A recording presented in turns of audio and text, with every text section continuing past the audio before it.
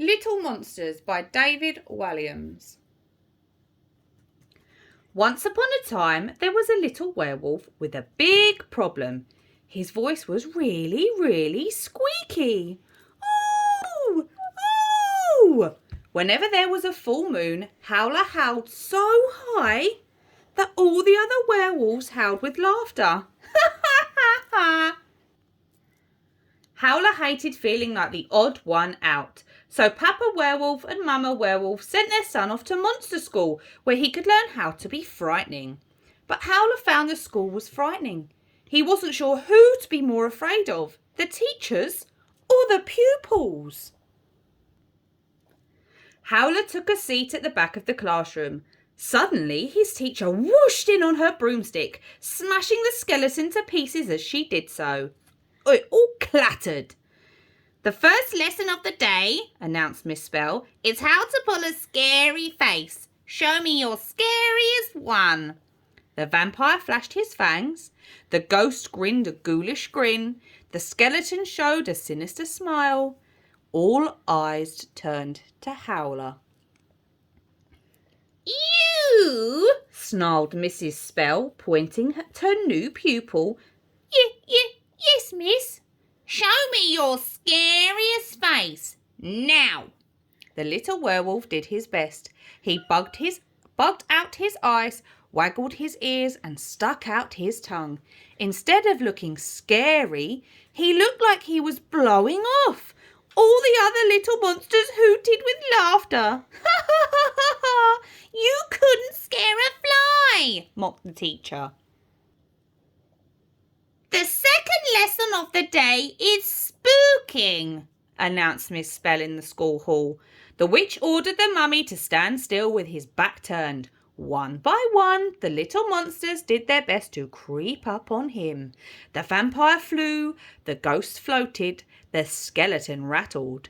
Finally, it was Howler's turn. The little werewolf was so nervous he tripped up over his tail.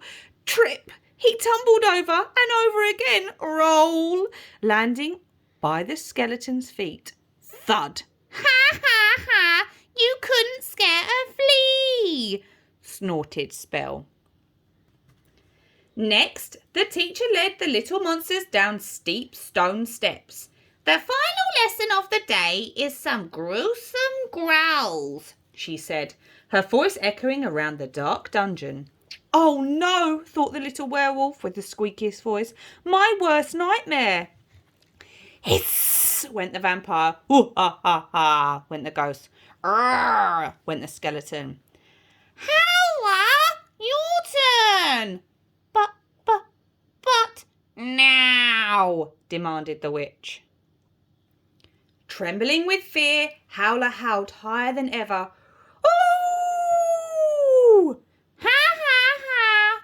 Howler," bawled Miss Spell, "you couldn't scare a nit. You're a disgrace to Monster School. To the headmaster's office at once." "Howler, you will never ever be a monster," boomed Mr. Ogre. Please, sir." "You are expelled from Monster School." A tear welled in Howler's eye. Sulking back home to the forest, the werewolf spotted another group of little monsters going door to door and saying, "Trick or treat." These monsters were different. As he drew closer, Howler saw that they were little humans dressed up as monsters. It was Halloween.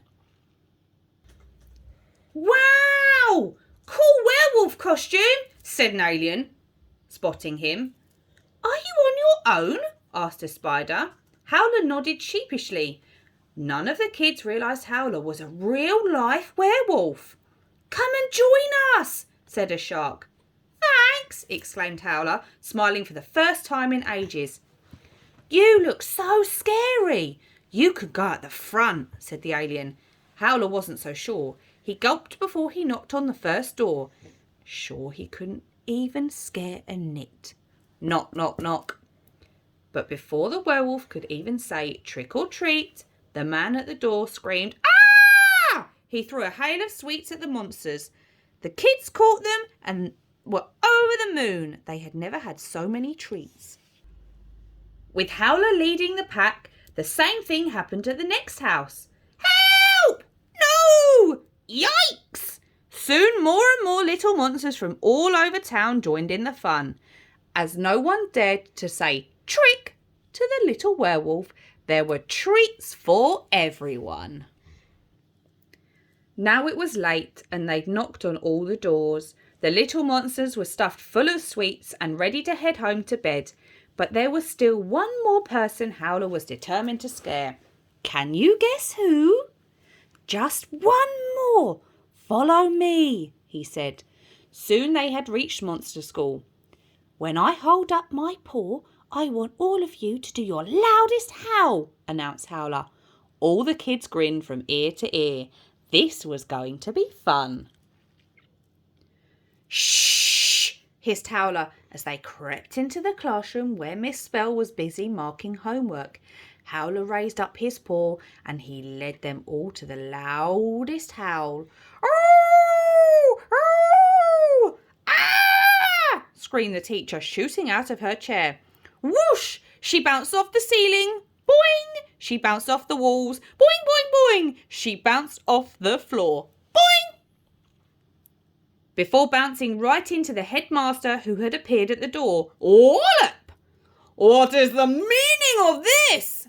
Thundered Mr. Ogre as the little monsters helped him up. It looks like I can scare, after all, sir, replied Howler.